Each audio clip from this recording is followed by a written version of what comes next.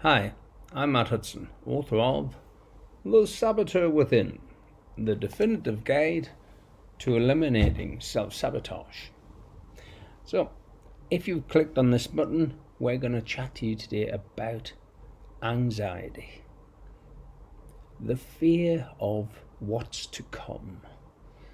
And I'm going to give you a little bit more insight than you would generally find around the internet. The reason being because I've come up with a new theory towards psychophysiological stresses and dis-ease in itself. In order for your anxiety to fire up, what you'll have inside your mind, if you imagine we've got an invisible screen here, and between you and I, my mind has an image and your mind has images, and that's how we learn to get around. Now, people with anxiety do something really special. They have an emotional memory image, and it's usually up on their right here.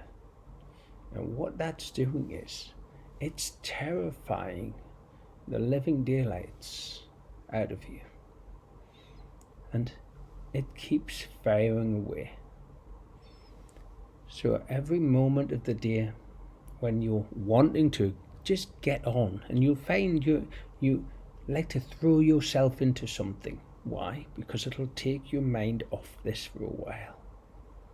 But as soon as you stop doing whatever you're doing, this is back. And this emotional memory image is connected to something in your past. And the thing is, it doesn't need to be traumatic. It could be that your mum or your dad or a caregiver were warriors, and basically you've learned this. So you've gone from being a natural born warrior to a learned worrier. And the good news is, this isn't for life. It is absolutely curable. And we can do it naturally. Because all we're aiming to do is clear or remove that emotional memory image. And as soon as that threat is gone, this trigger is removed from your brain so that you're able to think calmly and rationally again. Now, wouldn't that be wonderful?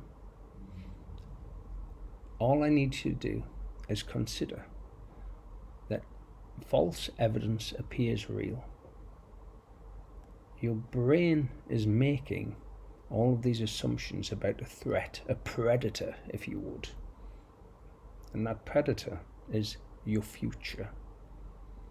Now, it isn't surprising, is it, when we're kids? School, education, everybody's telling us, oh, you must do well, because if you don't, X, Y, and Z won't happen, and X, Y, and Z will happen.